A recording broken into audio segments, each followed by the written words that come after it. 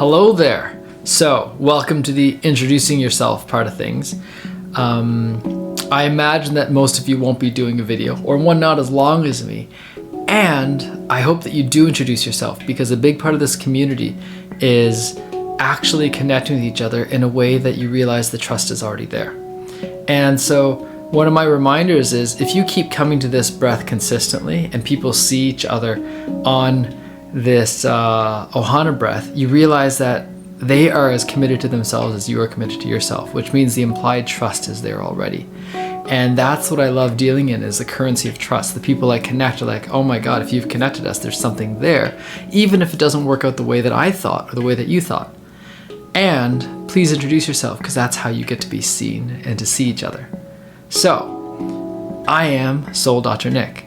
I love recording videos. I don't write as clearly or as quickly, and so my dear friend Veteran is going to help me with that part of things.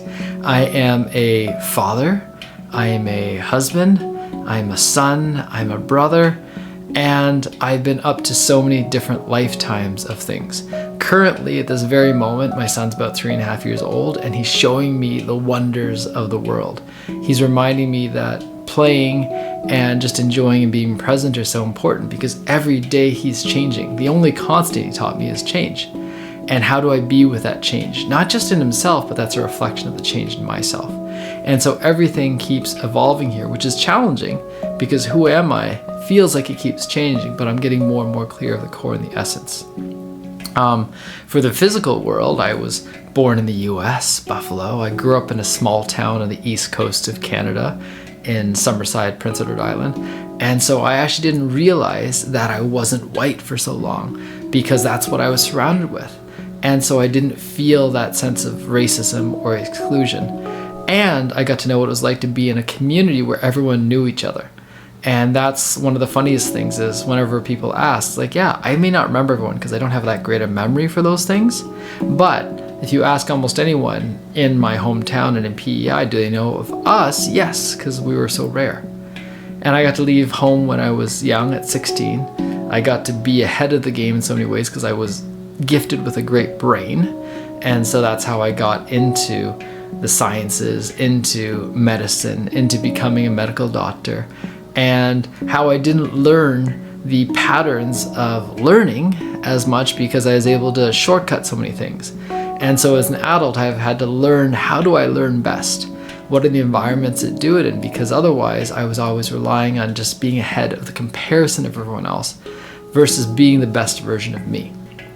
I have been someone who had been prone to depression is my biggest thing probably, and then there's still anxiety and everything else. And so I was so sensitive, I didn't realize I was taking on other people's grief and storing it in my lungs, and I couldn't breathe. So I grew up with asthma for most of my life. I grew up with allergies for most of my life, and some of that is still there. My lungs are my early warning sign. When I am coughing, I'm like, what did I eat? What did I do that isn't serving me? And so now I can see it as a gift.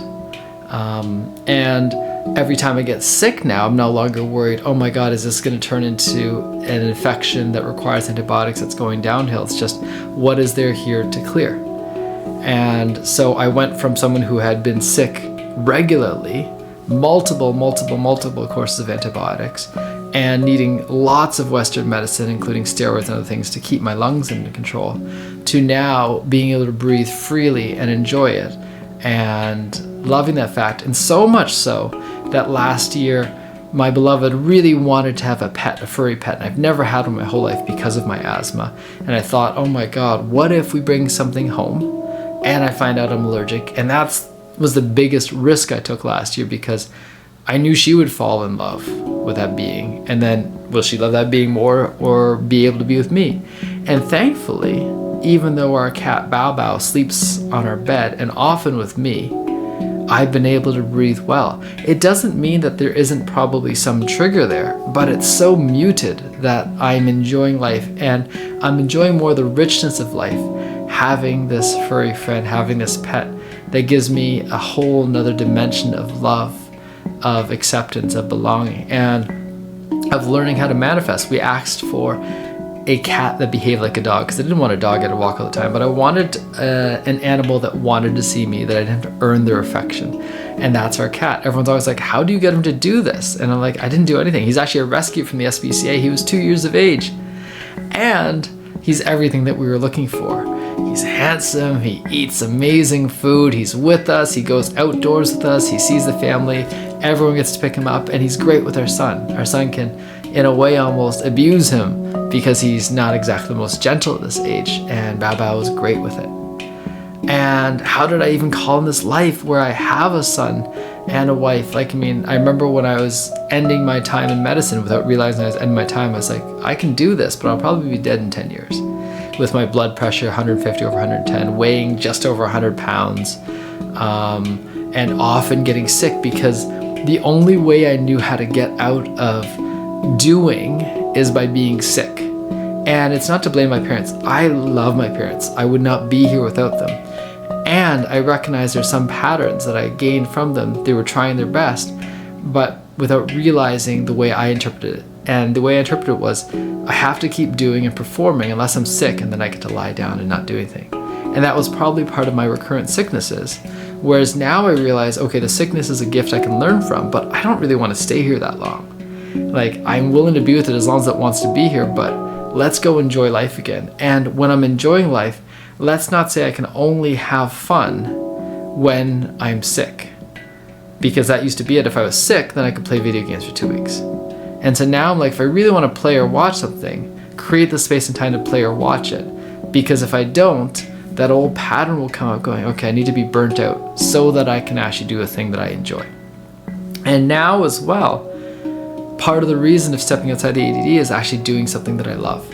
How do I keep stepping into what I love? And I went from being a medical doctor to working at Apple as a genius fixing computers, to working in the pharmaceutical world as a medical scientist, to taking time off because it's like burnt out again, going, what do I want to do? To becoming a life coach, and really enjoying that at first because it kept me out of my black and white box. But then I also realized it wasn't enough for me. It wasn't quite there.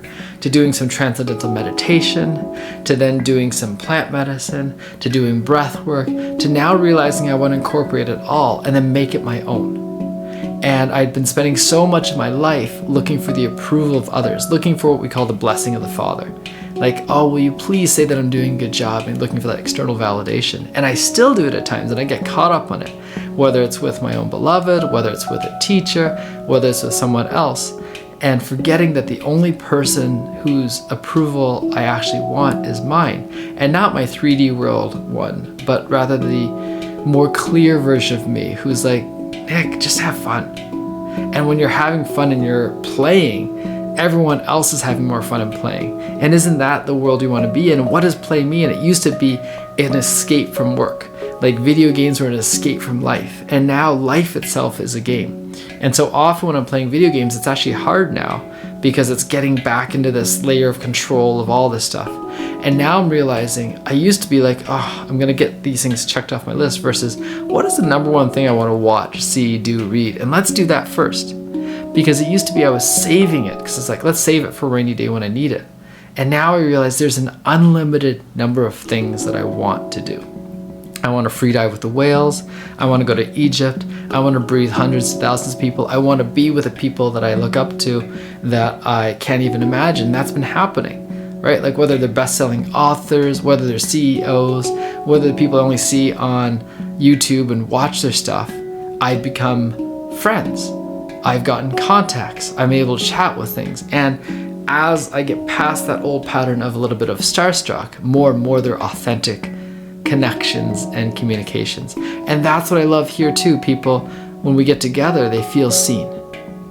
And it's such a gift when I get to be with someone and there's some tears being shed on both sides because I feel it as well. And I feel like, wow, I'm actually getting connect.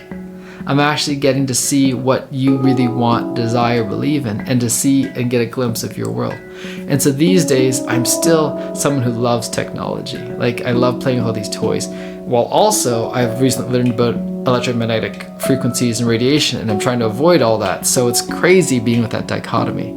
I'm someone who loves being outdoors and snorkeling and swimming, and yet I'm in the midst of a city. And how do I step out of that? And I'm someone who loves delivering all this work and wants to just spend time with my family and relax. So how do I be with all that? So these are just some parts of me that I'd love to share with you. I'm glad to see you and have you see me, and know that this will keep evolving together. I'll keep posting more stuff as you ask for it, and know that there's no limit to the amount of value that's out there, but rather here my work is to condense it so that it makes an impact for you. And however we can do that better, please ask. We want this to be an experience that feels like it's so vastly underpriced compared to the value that you're getting, that it just keeps expanding and expanding. And if anything, please keep being you, keep sharing of you. Don't feel like anyone else needs to change. And as you shift and people ask, please share about how you were supported in this, because that's what we want to do. Love you, Soul Dr. Nick, or just Nick, and we'll see you again soon. Ciao for now.